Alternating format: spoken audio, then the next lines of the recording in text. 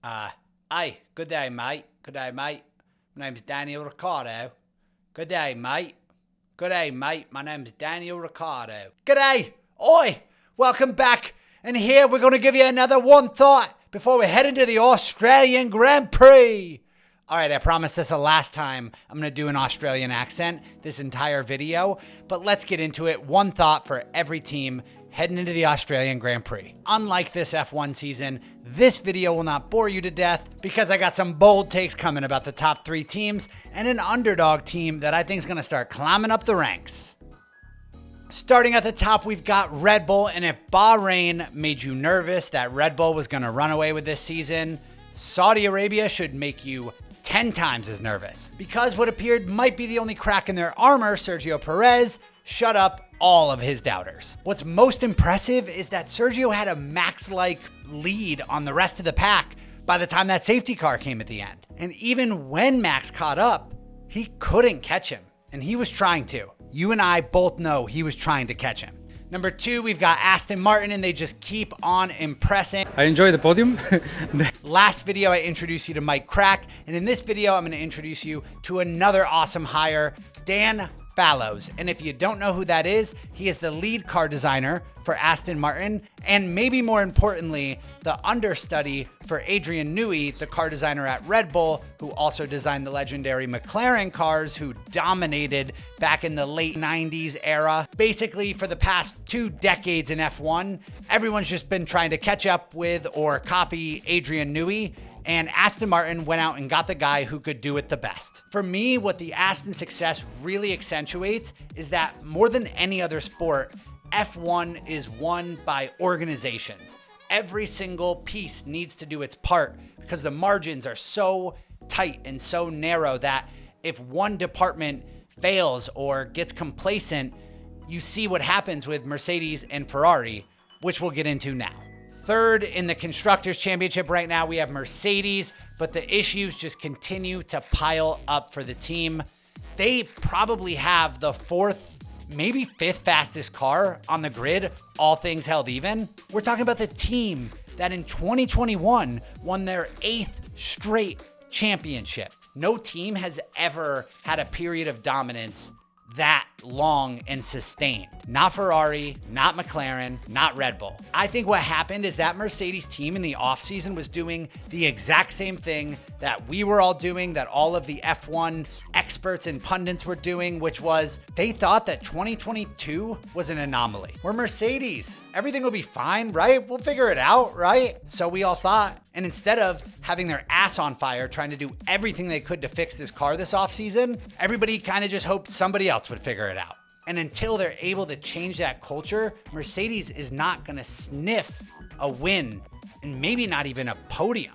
Number 4 in the Constructors' Championship, we have Ferrari. And this year has not looked great for Ferrari, but what's different between them and Mercedes is they fired their team boss over the offseason. They should be in a rebuild mode. If it weren't for them having the car that they do and Charles Leclerc driving one of them, we would not have the expectations that we did for Ferrari coming into this year. So for Ferrari fans, I'm talking to you here. I know you're Ferrari. I know you want to win, but that is not the goal this year. If you really want to get back to those years of Schumacher dominance, then you're going to have to trust the process and trust the changes that Fred Vasseur is making, because I do think he has things back on the right track. That being said, I think it's time we give up on the Carlos project. For Sergio Perez to get as much heat as he has as the undeserved number 2 driver, and Carlos to barely even catch a stray bullet is crazy to me. I get that he's the man, and he seems really, really cool. And his dad is probably the most badass 60-year-old on the planet.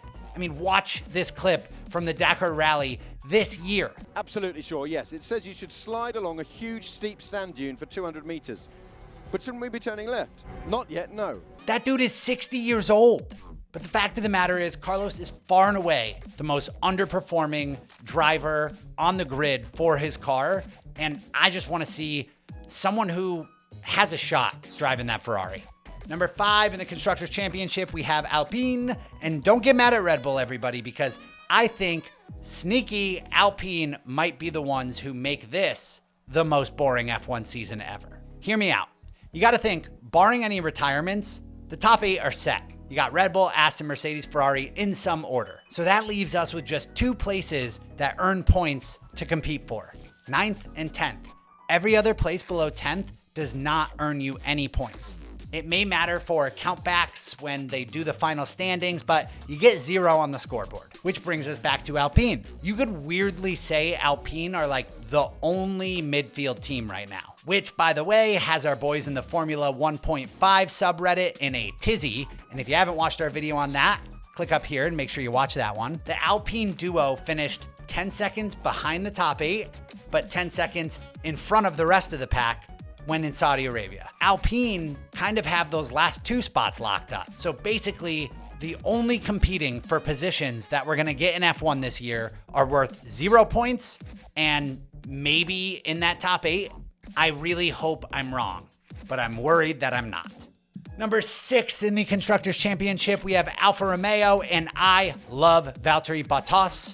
The further and further that guy gets removed from the Mercedes team, the more likable he gets. He's like every single MLB player after they leave the Yankees, and it's like they can breathe again for the first time and grow their hair out and get a beard.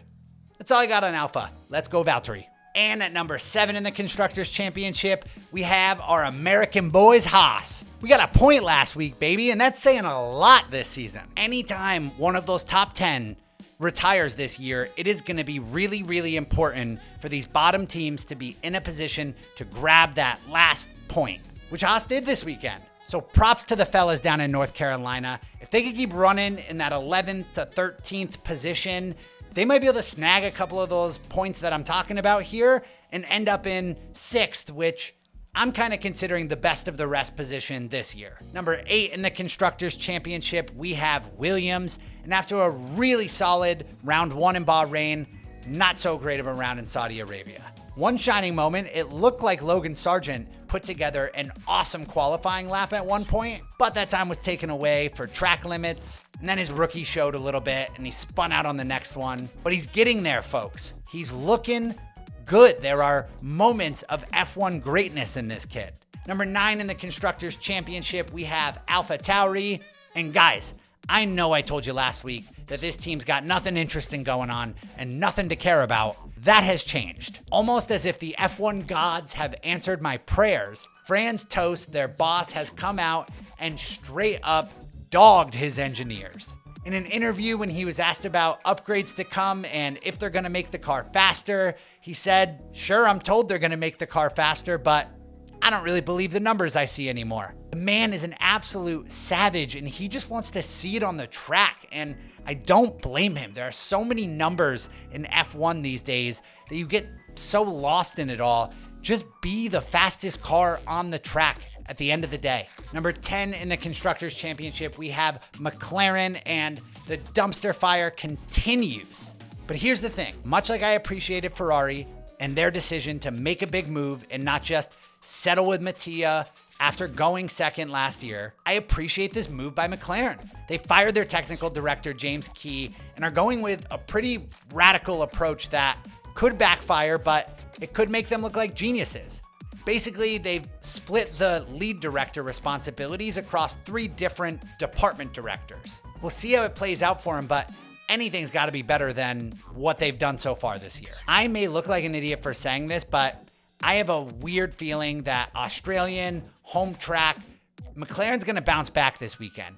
You just watch. So there you have it. Those are my thoughts for every team heading into the Australian Grand Prix. Comment down below and let me know what you think. Am I crazy for thinking that McLaren is going to be able to make this miraculous comeback this season? Also, if you like this content, like the video, subscribe to our channel. It means a lot. And don't forget, we've got a 4-week break after this race. So we're going to keep that content rolling that entire time because you're going to need something to entertain yourself. Love you guys. We'll catch you next time. And don't forget, Max Verstappen is a whiny baby.